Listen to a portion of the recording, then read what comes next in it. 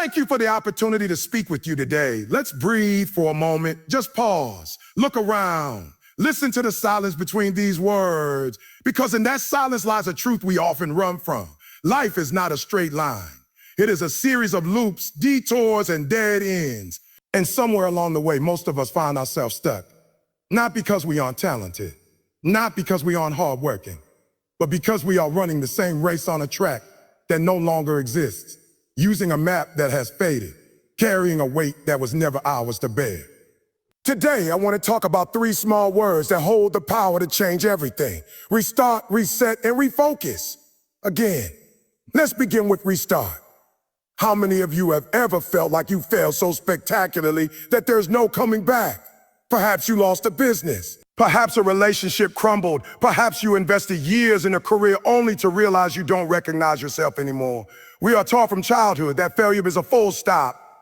You fail an exam. Your life is over. You make a mistake. You are a mistake. But nature teaches us a very different lesson. Consider the forest fire. It razes everything to the ground. It looks like an ending. But what follows? Within weeks, small green shoots emerge from the blackened earth. Those shoots don't ask permission. They don't wait for the perfect season. They simply restart because the seed was always there, waiting underground for the fire to clear the clutter. Restarting is not admitting defeat. Restarting is the highest form of courage. It is saying, oh, what I built burned down, but I am still the builder. FOMO 2. Acknowledging that your past attempt worked, but that doesn't mean you don't work. Think of every great inventor, every leader. There are people who never failed. There are people who became experts at restarting. Thomas Edison didn't fail 10,000 times. He successfully found 10,000 ways that didn't work, and then he restarted. J.K. Rowling was rejected by 12 publishers. She didn't burn her manuscript. She restarted a search. Restarting is the art of beginning again without erasing your wisdom. You keep the lesson. You drop the shame. He dropped the shame. You press the power button even when the screen stayed black last time. But here is the trap. Sometimes we restart the same thing over and over, expecting a different result. That is not wisdom. That is madness. And that is why restart is only the first step. Only the first. Because before you can move forward, you must reset. A reset is different from a restart. A restart is turning the machine back on. A reset is clearing the memory. It is wiping the cache of old expectations, old resentments, old patterns. How many of you are carrying an default setting that was installed in you 20 years ago? A voice that says, you're not good enough. A reaction that says, when someone criticizes you, you must crumble. A belief that says, if you work yourself to exhaustion, you are worthy. Those are not your truths. Those are old programs, and they are running your life while you sleep. Resetting means going back to factory settings. Not the ones the world gave you, but the ones you were born with. Curiosity, compassion, the ability to wonder, the willingness to try something clumsy. Think of your smartphone. When it freezes, you don't just keep tapping the screen harder, that only cracks the glass. You reset, you hold the buttons down, you let the device reboot. And somehow after that reset, it works again. Your mind is no different. We have been running on the same software, same fears, same grudges, same exhausting comparisons for years. No wonder we feel sluggish. No wonder we crash. A reset requires a sacrifice, the sacrifice of your ego. The ego wants to be right. The ego wants to relitigate every old argument. The ego wants to prove that you were wrong, that you deserve better, that the world owes you an apology. But a reset says, I'm not interested in being right anymore. I am interested in being free. Resetting means forgiving not because the other person deserves it, but because you deserve peace. Resetting means letting go of that career path that your parents approved of, even if it terrifies them.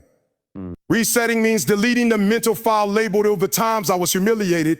That file is heavy and it is optional. I want you to imagine your life as a cluttered room. You have been tripping over the same chair for 5 years. You have been bumping into the same box of old letters. A restart would be walking into that room again and saying, I will try to walk more carefully. But a reset is different. A reset walks into that room with a dumpster. It moves the furniture. It throws out what no longer serves. It opens the windows. That room is your soul. When was the last time you reset your soul? Now we come to the third word, the hardest one. the one that turns motion into direction. Refocus. You can restart your engine, you can reset your software. But if you are driving toward the wrong destination, you will simply arrive at the wrong place faster. Refocus is not about working harder. It is about seeing clearly again. Some of you have been climbing a ladder for 10 years, and you have just realized it is leaning against the wrong wall. That realization is not a tragedy, it is a gift. But it is a painful gift because it asks you to climb back down. It asks you to admit that the thing you wanted at 25 is not the thing you need at 35. Refocus means asking the brutal question, not the pretty answer you give at dinner parties, the real answer. Am I building this business because I love it or because I want to prove something to an ex? Am I staying in this city because I belong here or because I'm afraid of leaving? Am I holding on to this friendship because it nourishes me or because I'm loyal to a ghost? When you refocus, you change your lens. Imagine wearing glasses that are smudged. For years, you think the world is blurry and gray. Then one day, you clean the lens and you realize the world was never gray. Your lens was dirty. Refocusing is cleaning your perception. It is shifting from what you should want to what you actually want. It is moving from the tyranny of a one die to the power of a today. It is understanding that focus is not about seeing everything. It is about choosing what to ignore. And here is the beautiful secret. You don't have to refocus on something huge. You don't need $1 million goal or a spiritual awakening in the mountains.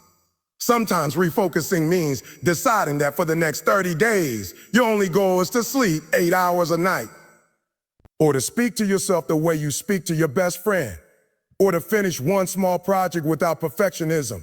Refocusing is the art of the microscope, not the telescope. Look closely at the one thing that truly matters today. Not everything, just the next right thing. Now, why do I add the word again to this trio? Restart, reset, refocus again. Because here's the lie we believe. That transformation happens once. We think we will have one big awakening, and then everything will be perfect forever. That is a beautiful fantasy. It is also a cruel one because it sets us up for shame when we stumble again. You will restart, and then you will fail again.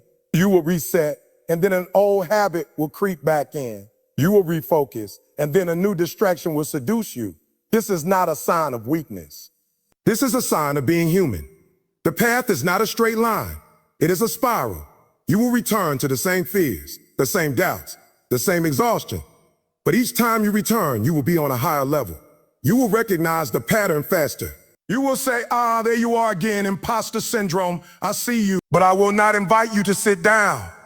The again is the most merciful word in the language of growth. It means you get infinite try. It means the game does not end when you make a mistake. It means you are not a failure. You are a beginner again and again and again.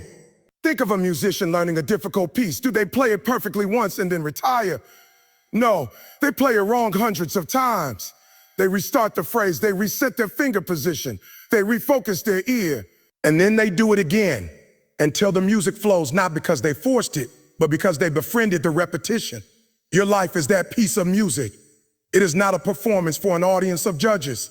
It is a practice session, and you are allowed to sound clumsy. You are allowed to miss the note. You are allowed to say, let me try that movement again. So here is my challenge to you today. Not tomorrow, not on Monday, not when the new year comes. Today, right now, in the next 60 seconds, I want you to identify one thing in your life that needs a restart. One relationship, one project, one habit, just one. Then identify one thing that needs a reset. One grudge you are still polishing like a trophy. One belief that is quietly sabotaging you. And then identify one thing you need to refocus on. One tiny true thing that you have been ignoring. And then here is the hardest part. Be gentle with yourself. We are so cruel to ourselves. We would never speak to a friend the way we speak to our own reflection. We would never tell a child who is learning to walk, you fell again, pathetic. And yet we say that to ourselves every day. Stop it.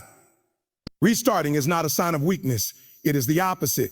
It is the strength to look at the rubble and say, I will build again, but this time I will build smaller, truer, and closer to the ground.